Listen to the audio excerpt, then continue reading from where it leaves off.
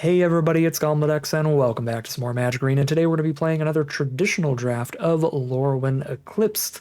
Without further ado, let's get into the best 2 out of 3 Qs. I don't know why I did that, don't ask. We've got a great rare Sonar Innovative First Year, 2 hybrid blue and red mana, as well as 2 more, so 4 total for a 2/4 Legendary Goblin Sorcerer from Strixhaven. I don't know what he's doing here. At the beginning of your first main phase, reveal cards from top of your library to reveal X non-land cards, where X are colors among permanents you control, and for each of those colors you can exile a card from the color, shuffle, and then you can cast the exiled cards this turn. So you could potentially be drawing like 2 extra cards a turn off of this, even in just a blue-red deck, let alone if you have any vivid synergies to play even more colors. Seems pretty absurd, and it is a May ability. You may exile those cards to play them this turn. If you don't, you just shuffle them back in. So you can't even like exile a card that's too expensive and have it just left in exile forever. So that seems incredibly powerful. Speaking of incredibly powerful, what a pack. Emptiness, the black-white mythic, Evoke Elemental. Very cool card, very strong card, but black-white is not one of the most supported archetypes. I still like it a lot, the black-white blight deck, so I probably would have picked one to this, but somebody took probably a great uncommon because this pack is full of them. There's also Explosive Prodigy and Rhymekin Recluse. These are fantastic commons that are also incredible in the same colors as Sonar, so I'm going to take one of these uncommons over this mythic. This is just a decent mythic, a fun one. These are incredible uncommons, so they're actually like pretty much as strong as an Emptiness in my opinion, but I'm going to grab the Rhymekin Recluse here. 3 mana, 3/2. Bounce whatever creature you want back to its owner's hand. Great tempo play. It's also got a great creature type, being an elemental. Pick 3, there's nothing great here in blue or red. There is a Tweeze, which is fine. Technically, though, both Sonar and Rhymekin Recluse fit perfectly well into any blue deck, so we could still speculate on being blue-white Merfolk by taking one of these great removal spells, Pyrrhic Strike or Liminal Hold. That way we're taking kind of the strongest card in the pack. Even if it is maybe going off color, we might end up in blue-white and still play everything we've drafted so far and one of these, so I'm going to do that. I'm going to take like a Pyrrhic Strike here over the Tweeze or the Liminal Hold. Pick 4 now, the Silvergill Peddler, the Tributary Vaulter are both reasonable 3 mana Merfolk. If we do go blue-white, probably take the blue one over the white one here, considering they're pretty close in power level and we're much deeper into blue. We'll grab a Peddler. Pick number 5. I do like Wanderwine Farewell. It's a lot of mana, but Convoke helps it a lot. Bounce your opponent's best non-land permanents, 2 of them, and then create 2 Merfolk of your own. If you have a Merfolk on the board, which shouldn't be hard for blue-white to do. Pick 6 is exactly what you want to see when you're speculating towards Merfolk. That's a pick 6 Merfolk Lord, and now you know it is more than open enough for us to hop into that as the strategy. So we'll be on a blue-white Merfolk deck today. Pick 7 Merfolk Sky Swimmer or Marrow Sky Swimmer, another great card for the strategy. Voracious Tome Skimmer is a pretty good card too, but triple blue is a very hard sell if you're not exactly the blue-black deck, and we will obviously not be here off of that Deep Channel Duelist pickup. Sneakling's fine. It's a good filler 2-drop because it's got the creature types you want, helps fill out that important slot on the mana curve. I'm going to take it here, although I do want to mention Riverguard's Reflexes is a pretty decent combat trick for Merfolk strategies, because a lot of your Merfolk have abilities that happen every time they become tapped, so you want to aggressively attack in with these creatures, and having the combat tricks to back them up and make sure they live plays really well. Swat Away is a nice flexible piece of interaction. We're happy to see go pretty late here. Aquatex Defenses is a fine combat trick, and again, combat tricks play pretty well for getting your Merfolk tapped. Run away together. We're not going to play a random Kithkin in here. Certainly not going to run Spell Snare. Come on in, Tributary Vaulter. Last pick, filler Merfolk. Looking really, really good here. Okay, we got some great options here. We have an incredible 2-drop. 2 mana for a 5/4. Comes with some -1 counter, so it starts as a 2/1 and then it grows up to a 5/4 over time. It's still a ridiculously good deal. I like that a lot. There's a second Wanderwine Farewell. I don't think we want too many copies of this because they could be a little bit awkward in multiples, like in an opening hand. Once you cast the first one, the additional merfolk really help you cast the second, and then that's pretty good, but you really don't want them in your opening hand. I could see clumping up on too much big stuff. Temporal Cleansing is solid removal if we want to take that as well, but I think Reedry is just strong enough for its cost to be the best card here. Take that. All right, we might be blue-white merfolk, but Sunderflock is just a stupid magic card regardless, so we'll run it even in a blue-white merfolk deck. 9 mana for a 5/5 flyer, but it costs X less to cast, where X is the greatest mana value among elementals you control. And when it enters, you bounce all non-elementals back to their owner's hands. This is best of 3 traditional draft here, so we can side it out against elemental decks where it will be bad. It is absolutely disgusting against everything else, and being in blue, we can already draft some amount of elementals. If we wheel a Twin Flame Travelers, that would be super weird, but also maybe we could go blue-red instead of blue-white if we do. Pick number 3. No merfolk in here. There's a reasonable filler counterspell, some other really bad filler cards, or a very nice off-color burn spell. I mean, I've got an Encumbered Reejery and Deep Channel Duelist towards white, Pyrrhic Strike. I'm going to stick to merfolk here, but Feed the Flames I think is the best off-color card to speculate on blue-red elementals. But I'm going to make sure I have some more good filler for sticking to blue-white at the core.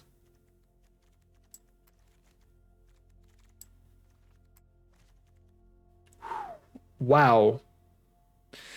Feels good being blue. Rhymekin Recluse and Disruptor of Currents are both absurd. Disruptor going to be a little bit better in this deck. As it is a merfolk, you can convoke it out for even cheaper, and you can do it at instant speed. This card's gross, but so is Rhymekin Recluse. So crazy to see it that late as well. Pick 5. We don't have a whole ton of removal, so I don't mind Blossom Bind here, but I do like Glamour Gifter as well quite a bit. Combat Trick on a stick. Get your little combat trick and get a 1/2 flyer all off the same card. I think I'm gonna Glamour Gifter. I think that's just another premium uncommon in my opinion. Pick number 6. There's another removal spell. Spiral into Solitude looks fine. Yeah, we don't have a bunch of like actually great non-creature spells right now, so I could definitely use that. But Omni Changeling's really fun too. Make a Changeling version of your best creature on the board. You can convoke it, which is what makes it good. Get a copy of a Deep Channel Duelist or an Encumbered Reejery if we're lucky. I had a lot of fun with Omni Changeling in our elemental decks, so I'll take it again here. And then here's Rhyme Speaker, which plays well with our high mana value convoke cards. Sky Swimmer, Changeling, Disruptor, Wanderwine Farewell. We got some good cards for the Rhyme Speaker. Pick 8. This is an okay Shine Striker deck. 6 mana, 3/3 flyer, draw 2.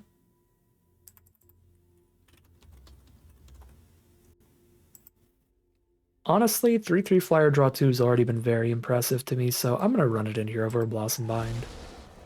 Because that's kind of what it was every time in our last deck, too. Wow, blue is just open, period, I guess. There's a Temporal Cleansing and a Wanderwine Farewell here. Both are pretty good.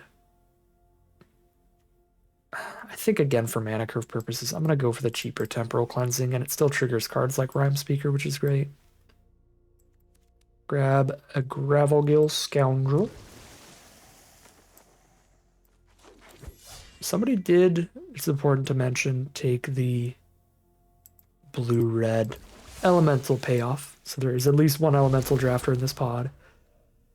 Another good blue rare. Feels good. Flitterwing Nuisance. 1 mana, 1/1 flyer. On turn 3, you can spend 3, remove the counter from it, hit your opponent, draw a card. Get a 2/2 flyer. Really good stuff. It's great if you curve out with it as well, especially like Nuisance into a flyer like the Glamour Gifter, because then turn 3, theoretically, if you hit your opponent with 2 creatures, when you remove the counter, you draw 2 cards. Flittering Nuisance is very good.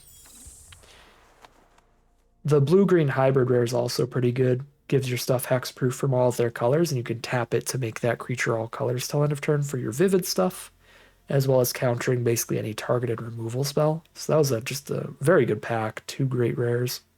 Pack 3, pick 2. Unexpected Assistance is reasonable, but so is the cool mythic rare. Glenalendra's Answer, 4 mana. Can't be countered. Counter all spells and abilities your opponents control and get a fairy for each one. So basically, 4 mana, 1/1 flyer, counter a spell.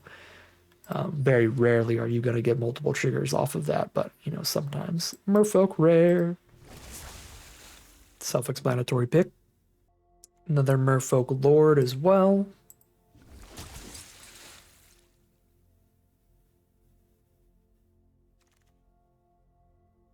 Another Temporal Cleansing's great. A second Sunderflock? Blue-white Merfolk. 2 Sunderflock for fun. Blue again. Blue is just insanely open, I guess. This is not the right pick, but too bad. We're Merfolk and Elementals. I'm gonna double them up. Flock Imposter for the Changeling. Actually pretty good here. What is happening right now?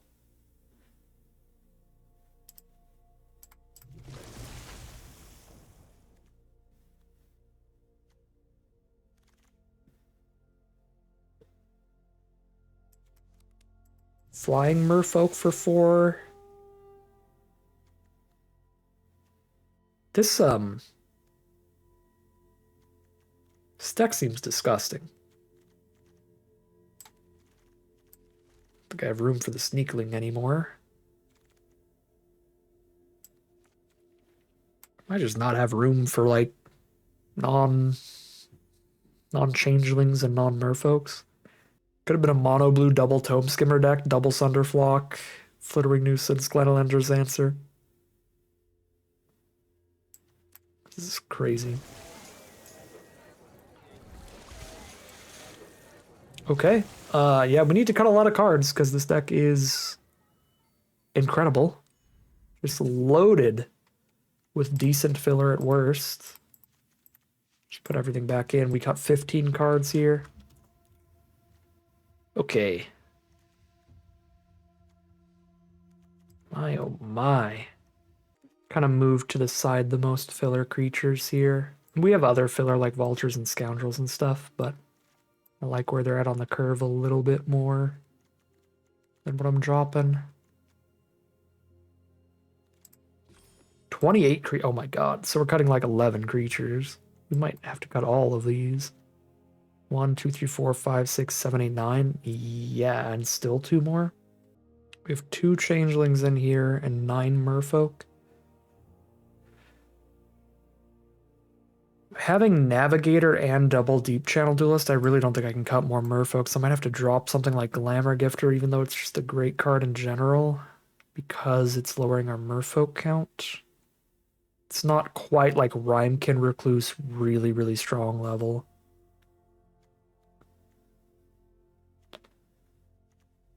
And maybe the same for Shine Striker. Those are the last 2 cuts. Still 17 creatures.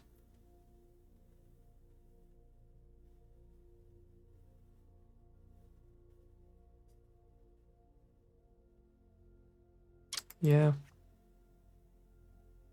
4 cuts to go.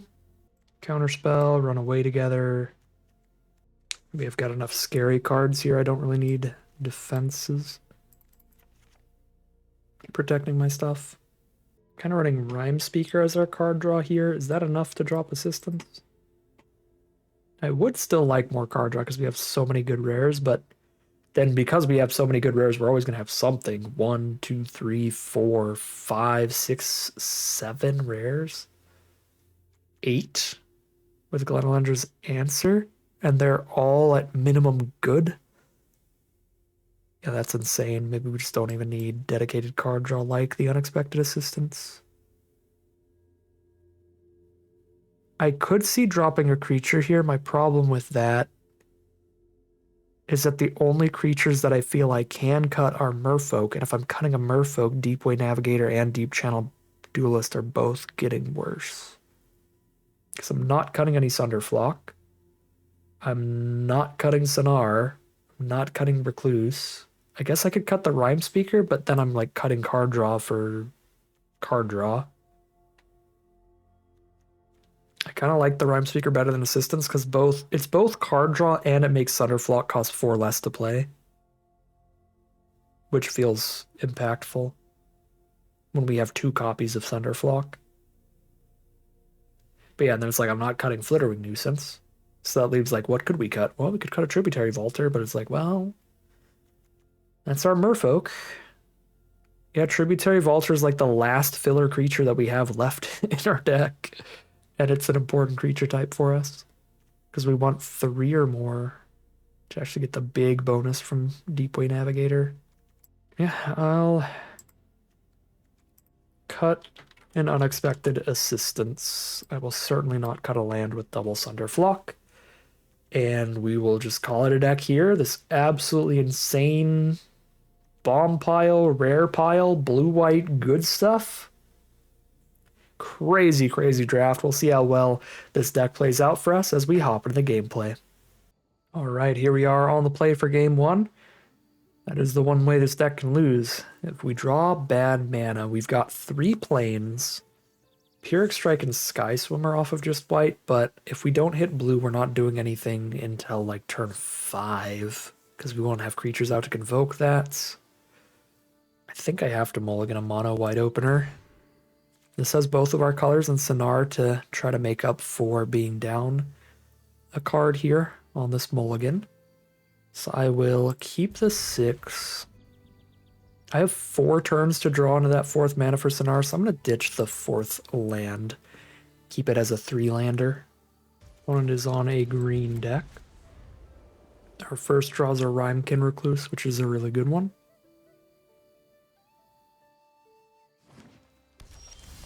We definitely want to lead with the Vaulter, not only because they don't have a permanent to bounce, but it lets us cast white spells off of Sonar, which is important. So obviously we don't have any red spells to grab off Sonar.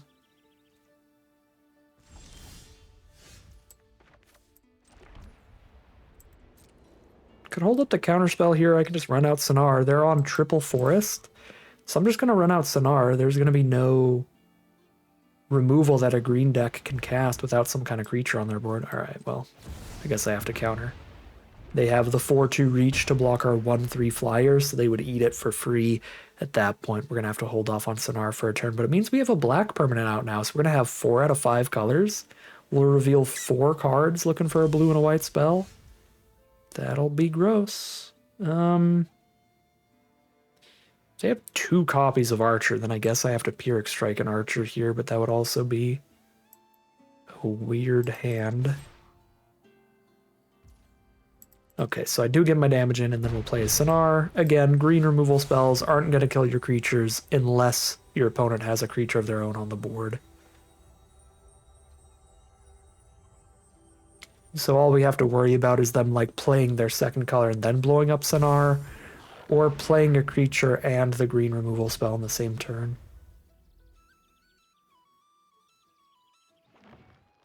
Alright, they're probably stuck off of a second color based on how they've played this game out.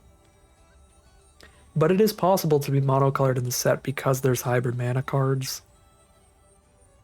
You can get enough spells to be in just one color.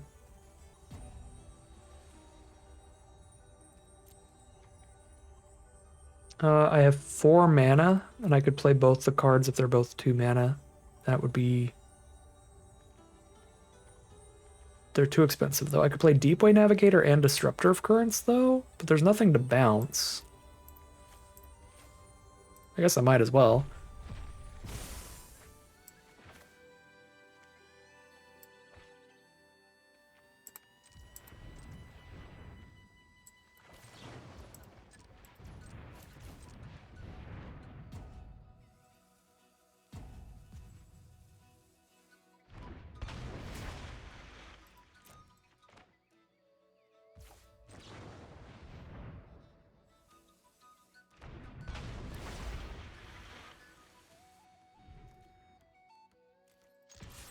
Just flood out this board, make it so they can't really win at all unless they have a board wipe, which again, them being mono green right now is very unlikely.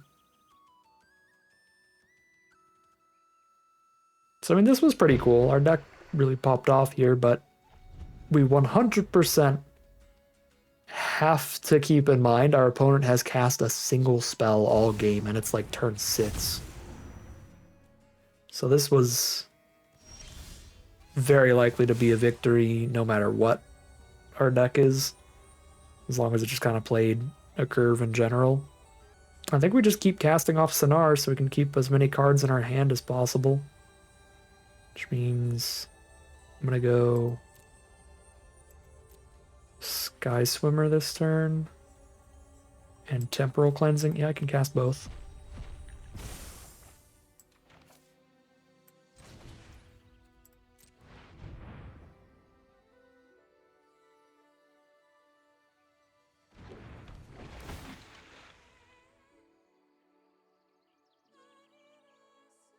I guess I don't get to cast... I don't get to attack with 3 Merfolk this way.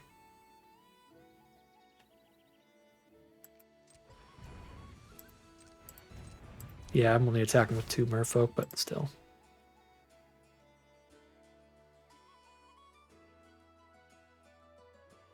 Do they have a Blossoming Defense?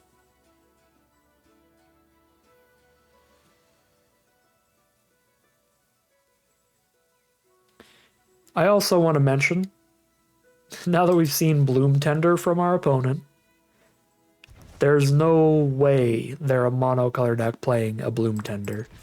So they must just had a rough opening hand here.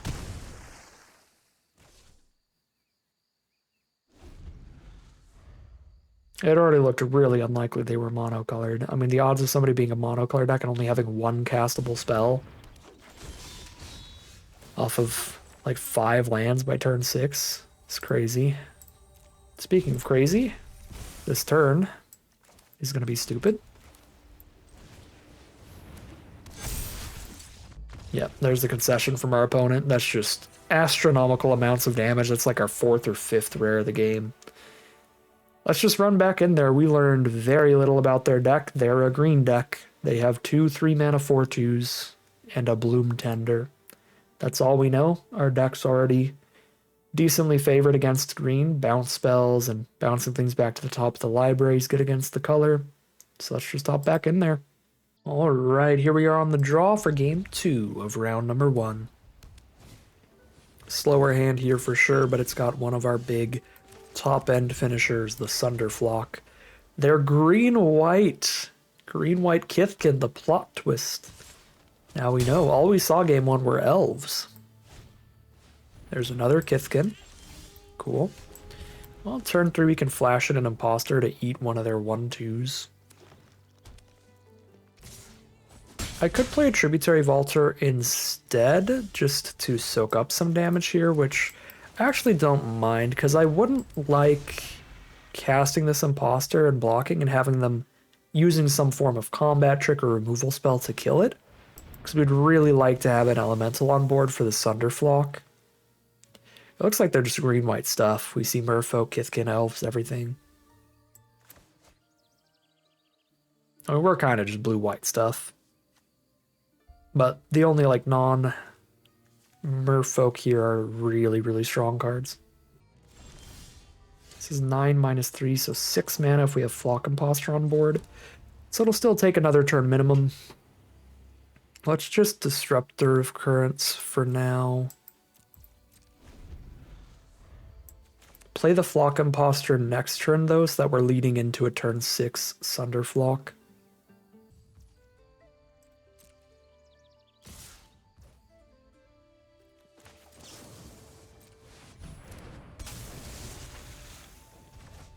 I'm gonna combat trick my 3/3. Nope. We eat a Nomad. Vine Bred Brawler. Get the token off of the Nomad.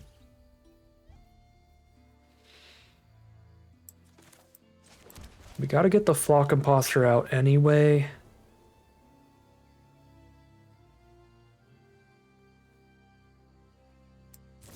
to set up for the Sunderflock. So if we play it main phase, we get to Temporal Cleansing this Brawler. Probably kill the token here, although the token's already going to die to the Sunderflock.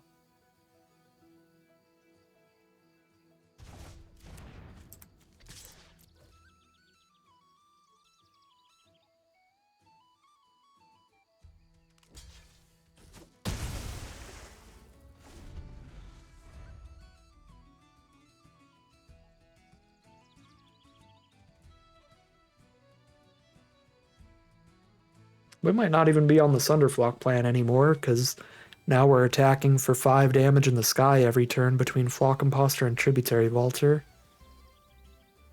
And I guess they've got their 3/3 flyer coming up that can just trade back into one of these. Yeah.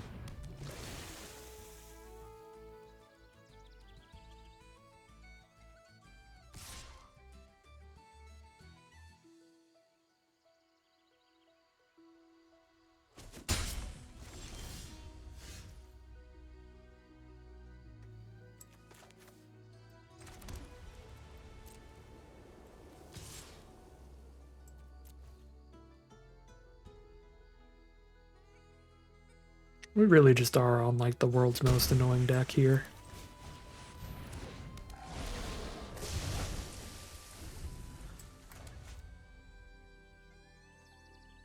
But strong cards are strong. I'm absolutely going to play them.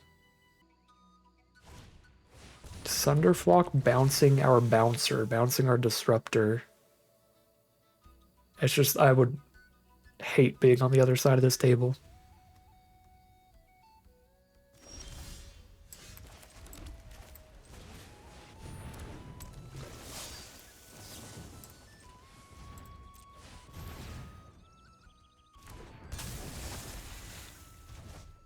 Put them to 8. Pass.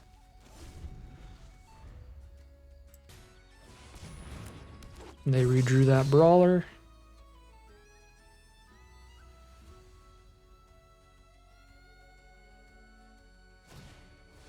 They've got the removal for the 5/5 flyer. Do not have any removal for the Brawler ourselves. So we're just going to put them to like 3.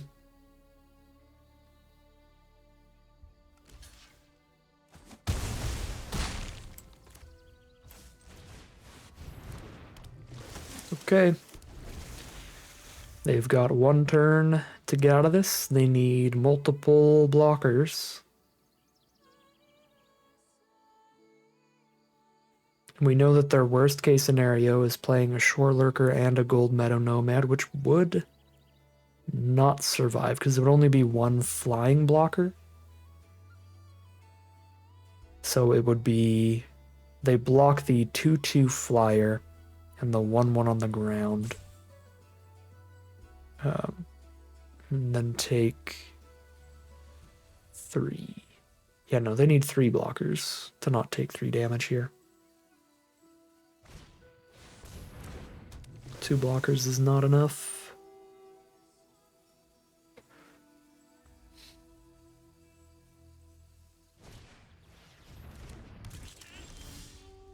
And that'll do it.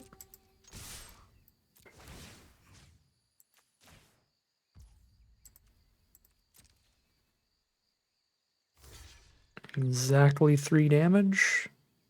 That is 2-0 in the first round, heading into round number 2.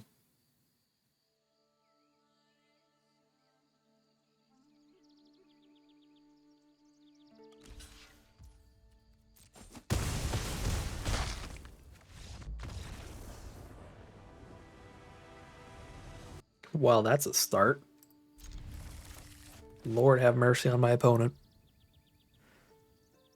Game 1 of round 2, we have turn 1 Flittering Nuisance, followed by Deep Channel Duelist, Flock Imposter as the Merfolk. The Flock Imposter can even pick up the Flittering Nuisance so we can replay with a counter on it again to activate its ability again later and try to draw more cards. Looks disgusting.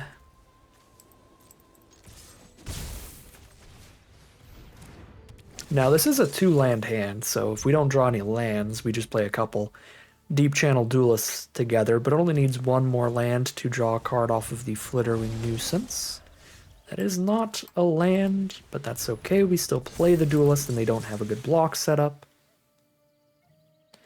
And if they don't have removal for anything that we have here, then we'll be able to convoke out Sky Swimmer next turn at worst, which is very good with 2 Duelists on the board. There's a Flaring Cinder, so we are against blue-red elementals. They're going to discard a card and draw a card.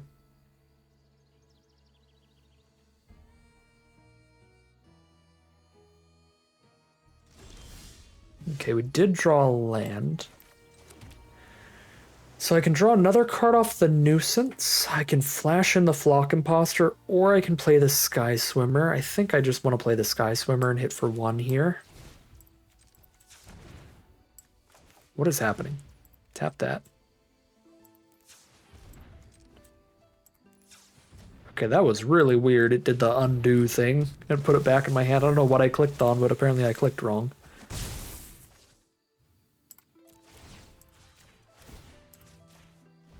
That's so insane that Double Duelist makes a 4/4 Flying Vigilance and 3/3 off of Marrow Sky Swimmer.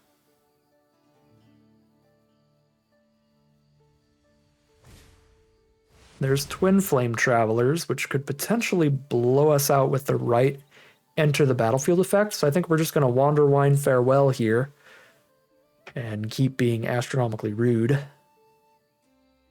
If we top deck a land, that'll make it even better because we don't have to tap quite so many creatures. We can get more damage in here.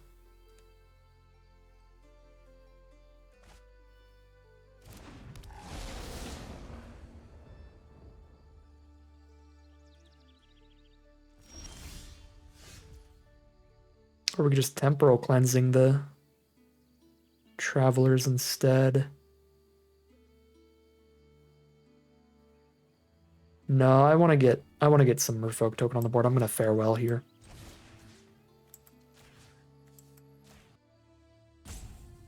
Yeah. Just trying to think if there's a better way to do that. There's just not. Because I'm like, technically I can do it post-combat because of the Vigilance. But that doesn't let me attack with anybody else. I still only attack with Sky Swimmer and then do the thing. I guess I could technically have had this untapped as well off of Deep Channel Duelist. They scooping? Oh, they're going to play the 5 mana deal 2 to everything? Maybe? If they're saying GG and then not scooping. No. Okay. I never understand the GG. Can mean so many things.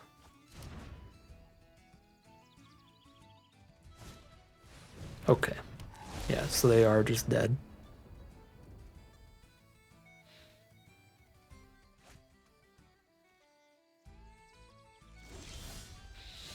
Pierce Strike, attack all, they go block, block, well over 10, yeah. Just double checking and making sure. That was a crazy, crazy hand. That one really showed off the power of Convoke as well, but they honestly only would have needed 1 or 2 removal spells to buy a lot more time being able to kill one of those duelists, so pretty lucky they didn't have much interaction there. We didn't get to see too much of their deck. We know that they're blue-red elementals. We know that they have an Ashling, but that's about all the information we got. They had no removal, like 15 cards deep or something. So that is another piece of information. That means that I guess we don't side in Aquatex defenses, but pretty happy with the deck as it is. We'll just run the current build as we head into game number 2. I'll keep this hand. This is not nearly as explosive as the first one, but it is still good. There's a swamp to start them off this time around. Blue-black for now. This could just be the cheap removal for Deep Channel Duelist being held up. They don't want to get duelisted again.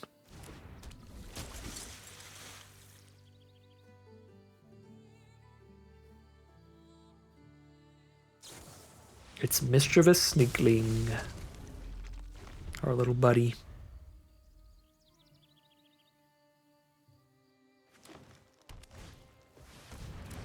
Okay, so they're not 2-color elementals. They're 4-color vivid.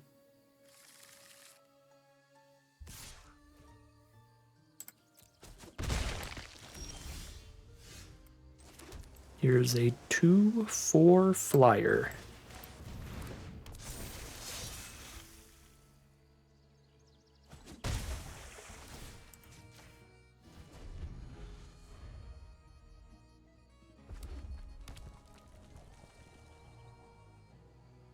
So they fixed their mana with Changing Wayfinder here. They have Swamp, Island, Forest, and Mountain. Now the Guild Weaver has given them a treasure token as well.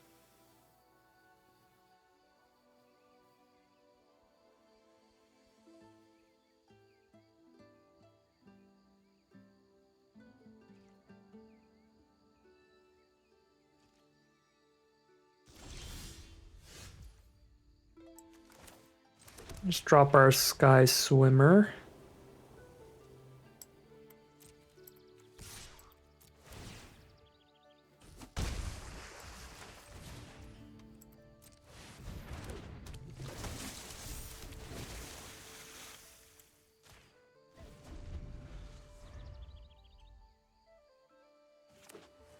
Threatening to hit for 7 damage a turn in the sky.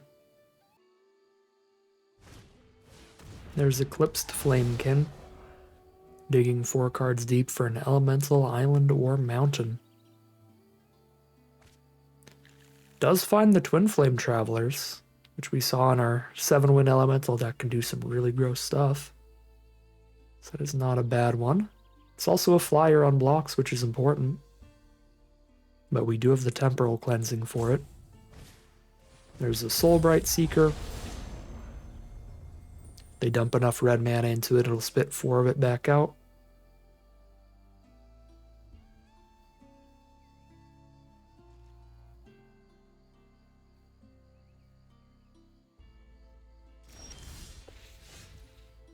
Another Tributary Vaulter. Cool. I will cast that this turn, but I'm not going to cast it and play Cleansing. I'm saving the Cleansing for the flyer. But theoretically, I could cast the Vaulter and then Convoke with it to get an extra 2 damage in here. I don't think that's quite worth it.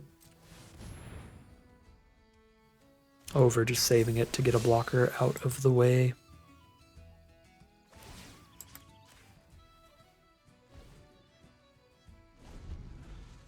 I'm really, really glad I kept these Tributary Vaulters in here. Because the flying has been monumental in at least this game. Alright.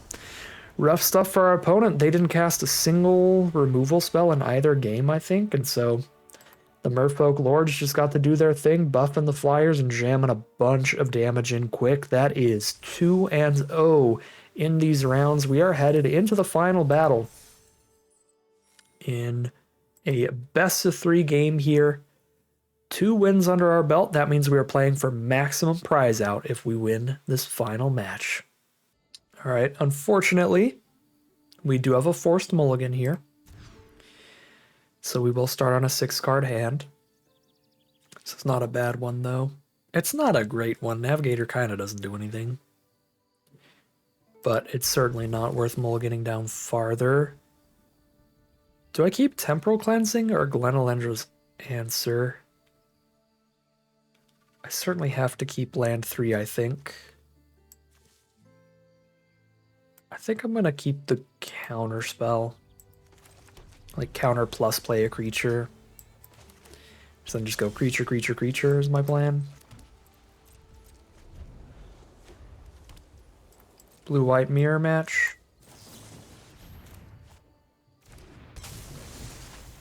Watch them have their own. That'd be really funny. They probably have like the 2/2 flash just traded off here, which is fine. We're not going to have 3 more folk on board this game, which means Navigator doesn't do anything else. it's just a flash 2/2 for a very long time. So we essentially traded the exact same card off. Silver Gill Peddler. It's a Pyrrhic strike for us. Sure. Jam. I don't hate striking the Peddler to stop them from drawing and discarding every turn, but I should probably hold up Answer first.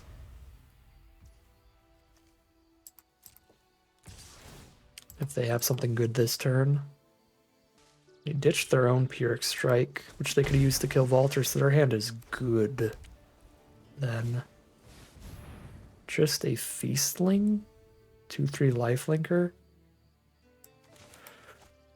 It's good enough to astronomically win the race right now, because we just don't have anything going on. Yeah, I guess.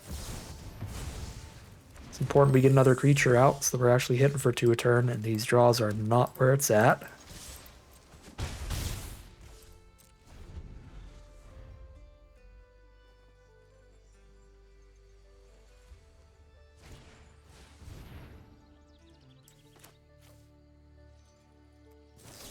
I'll kill the Peddler then, because we cannot kill the Deep Channel Duelist. Is there an indestructible trick in this set? No, okay. They were highlighting their card and their man, and I was like, uh-oh.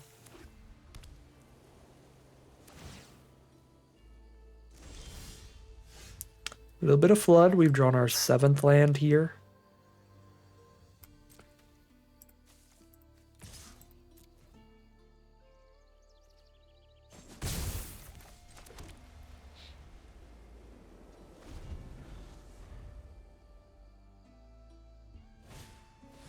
There's the Spiral into Solitude on our Valter. Poke for 2 down to 16.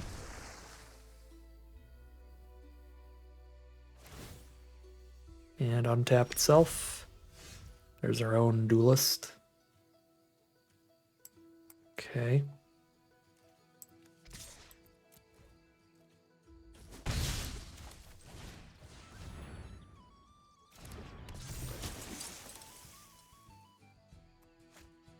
I don't have draw and discard in this deck, do I? I can still pretend this card is something, but I don't know if there's anything to be gained by that.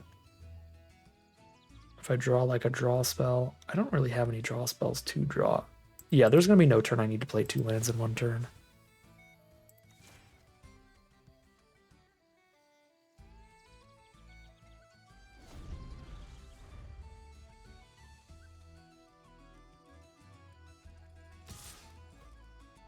Alright, well. Let's trade into a combat trick here. Nope, we're just trading lords into each other.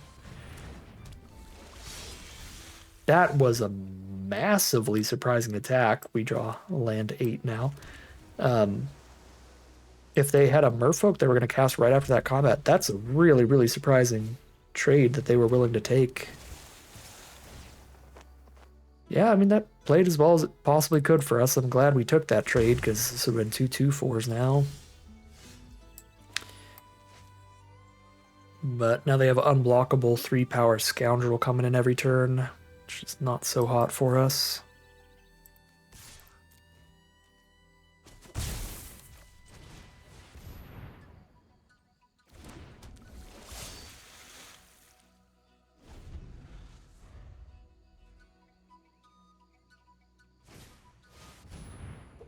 That's not good.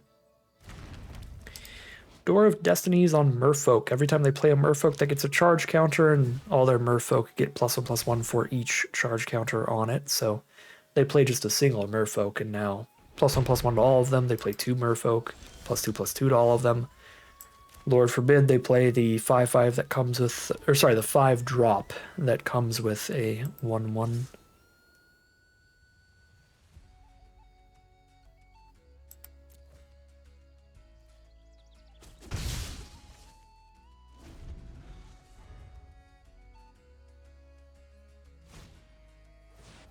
Yep. They all get +1/+1 now. Shore Lurker gets a Surveil, keeps it on top.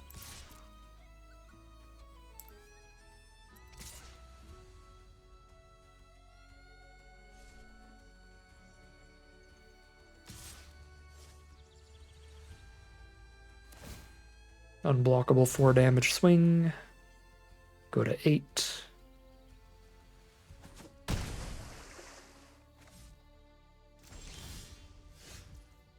Deepway Navigator does not do much right now. Really doesn't do anything. It's just a 2-2. Because they can't attack into that Shore Lurker. Yeah. Doesn't block the unblockable creature. Yeah, we're just dead if they attack with... I mean, I guess not dead. We're dead in 2 turns.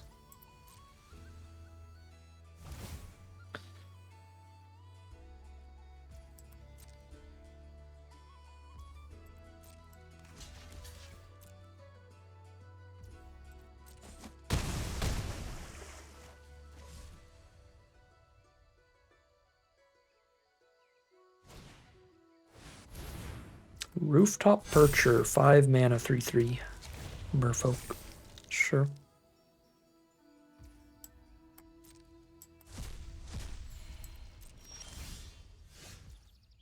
Regery does not do it. The unblockable gets us. Okay.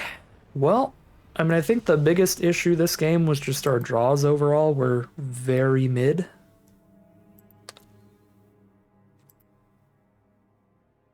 Yeah, I mean, we hit some navigators, but not with enough merfolk to do anything.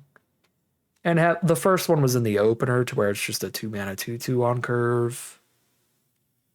The hand was pretty slow.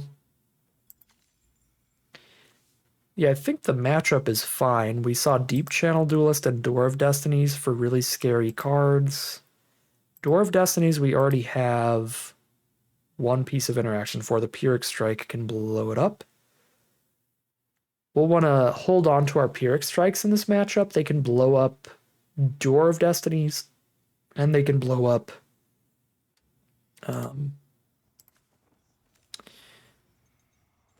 what is it?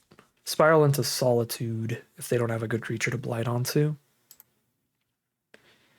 Do we want counterspells here? Like an additional counterspell like Wild Unraveling? You gotta have it in the right position, so I don't feel great about that.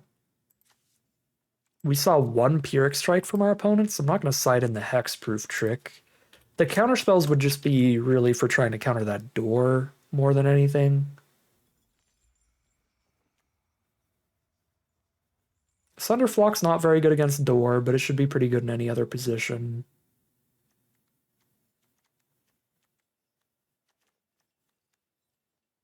Kind of feel like running it back, just hoping to draw a little bit more gas this time. Yeah, I'm just going to run it back here. 0-1 in our final round of Magic, heading into game 2. All right. Well, I mean, I will keep it. It's not great again. We did mulligan our first hand too, so we were down a card that game as well, I think. This is very similar to like our hand last game, where it's just not curving out well or anything. But at least this one's a full 7-card grip. We don't have to mull into it or anything. I would rather keep this than start down a card. It's a Temporal Cleansing we can play on turn 3. We're probably just playing towards our Sunderflock, so we might just do that and slow them down. Yeah, if I can Cleansing into Disruptor, that'll really slow them down.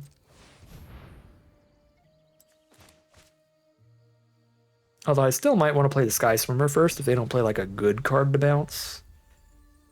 Because then we have 3 Merfolk on the board for Navigator. Ew. Well, we've seen another removal spell from them now. They are stuck on Plains. They kept Plains opening hand here. Let's go Regery, and then if they can't kill that, we have the Sky Swimmer off of it.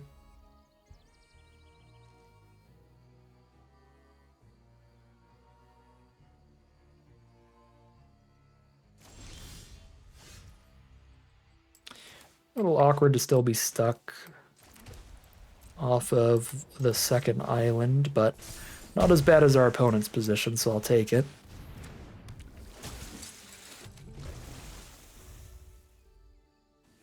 There's the island for them.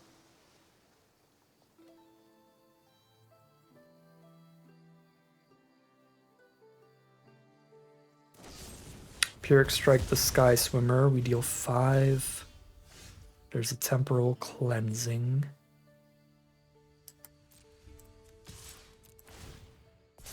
So awkward, but I have to hold that Merfolk up if I want to cast Disruptor of Currents during their next turn, because I need a second blue and I don't have the island for it. Oh, so they just kept like double Plains Door of Destiny's Prey? We can beat that for sure this game. Especially since they didn't immediately find the island. Oh yeah. That's 1-1 heading into game 3. They're not dead on board, but they can't resolve anything through Glenalendra's Answer. Which means we got lethal. Sneakling does not save them. They still take 4 damage on board, so we allow it. That would save them, so we counter it. 1-1 heading into game 3. All right, here we are for the final game of Magic for today. We made it all the way to the 3rd game of the 3rd round here. We are going to keep this open. This is the best opening hand we have had in this round. Lead off with that Encumbered Rejury. Mono blue opener from our opponent this time around. They play the Silver Gill Peddler. More than happy to trade into that. I wouldn't mind Temporal Cleansing it either. But I think I'd rather get stats on this board and another creature towards all my Convoke cards, specifically Omni Changeling is a big one. Champions of the Shoal. Oh, no.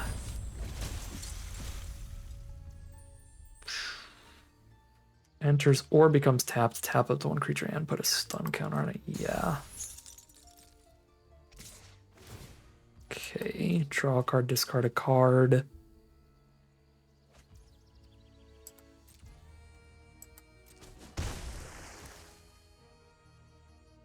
Can actually Omni Changeling their champions, I believe. Enter as a copy of any creature on the battlefield. Okay.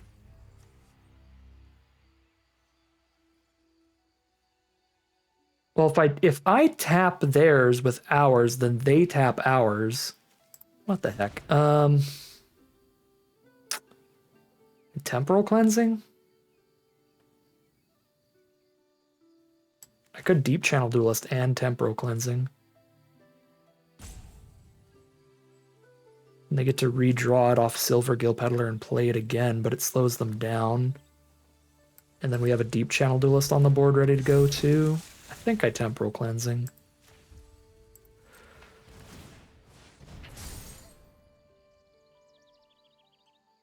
So they draw for a turn, attack with Peddler, draw the champions, but I can make sure I've got the 5/4 untapped so that the Peddler just dies if it attacks, at least.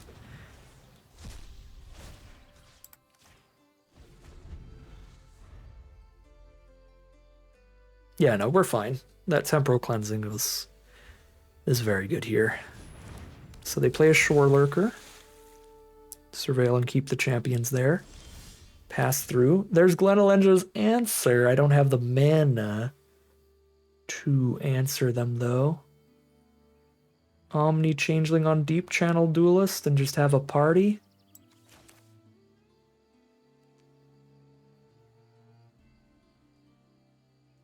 And then I know I don't get to copy their guy, but if I don't play this, I'm playing nothing this turn. Yeah.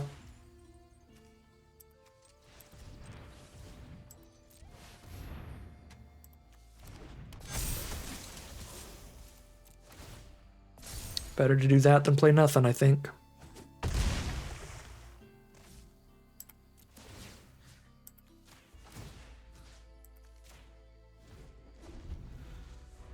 GG from opponent. Okay, they're over it. They don't even want to replay the stunner. So they could play it, exile the changeling, stun that. And they've got a big enough blocker, we don't attack in at all. I don't think that game was completely over, but I will absolutely take it. Oh, okay. Yeah, we drew the nuts there. Double Deep Channel Duelist plus a Navigator Reader. That was a really, really strong hand. If we ever hit our fourth land, we had Sonar as well. If we hit our fourth land in time, we would have had the counter when they tried to replay the Lord. This was a ridiculous, ridiculous deck. We still got some losses in there. It was not undefeated or anything. There was a chance it did not make the full 3-round run, but with how open blue-white were, or blue and white was in this draft pod, I think it would have been really hard not to at least get 2 wins, if not get the 3-win full trophy run. This was absurd, absurd stuff here. Pretty simple deck to draft. I don't think I did anything super great draft or gameplay wise. We were just in the right place at the right time in this draft pod to be in blue and white. There were some crazy things flying around late. One of these Sunderflocks is like pick 8 or something, which was wild. I think the Changeling's really good with the Sunderflocks because it's a Merfolk and an Elemental at all times, because even whatever you duplicate becomes both creature types, so that's pretty sweet. We didn't actually do a whole ton of Sunderflocking. I mean, we killed one person with them. We did a little more Merfolking. We drew those more often. Yeah, don't really have any major qualms about the deck. I think, you know, it is a little bit all over the place to its detriments. Again, just a tiny, tiny bit, not enough to really pull away from the power level of all these rares and stuff, but because I have the Sunderflocks, wanting those elementals to make this actually castable instead of 9 mana, I'm running cards like the Rhyme Speaker here, and then just having really strong rares and uncommons in non-Merfolk creature types, like having a Sonar, having a Rhymekin Recluse, having a couple Sunderflocks does mean that our Merfolk count isn't quite as high as you would want it to be, in particular for the Deep Way Navigators. The Channel Duelists are still fine because they're always going to give the buff, but the Navigators are only giving the buff on 3 or more Merfolk attacking, which doesn't happen an insanely high amount in a deck that only has, you know, like 8 or 9 Merfolk in it. Let's see, 5, 6, 7, 8, 9, 10, 11. I guess 11. Not horrific, but still, we could use a little bit more for being a bit more consistent, but I still like the way that we ran it. It was still fun. It still won the whole draft. It's just that was probably the one kind of flaw here. We had enough interaction, double cleansing, strike, answer and seal away, as well as a farewell. We had enough bomb power for sure. We had an okay curve. It's just we could have used maybe a little bit more specifically Merfolk and maybe a little bit lower of a mana curve, you know, 1 or 2 more 2-mana creatures. But all in all, fantastic deck. Ridiculously good run. We take those maximum prize out 2,500 gems, 2 playing points, and 6 packs of Lorwyn Eclipsed for the prizes today. But that is going to end today's video. As always, I'd like to thank my patrons and YouTube members for their support, as well as you for watching the video. If you enjoyed it and you're interested in seeing some more, you can always like, comment, and subscribe to tell the YouTube algorithm to send you some more in your recommended feed. If you'd like to support the channel directly, you can check out the Patreon link in the description below. And other than that, as always, thank you very much for watching, and I'll see you again soon for some more Magic Arena.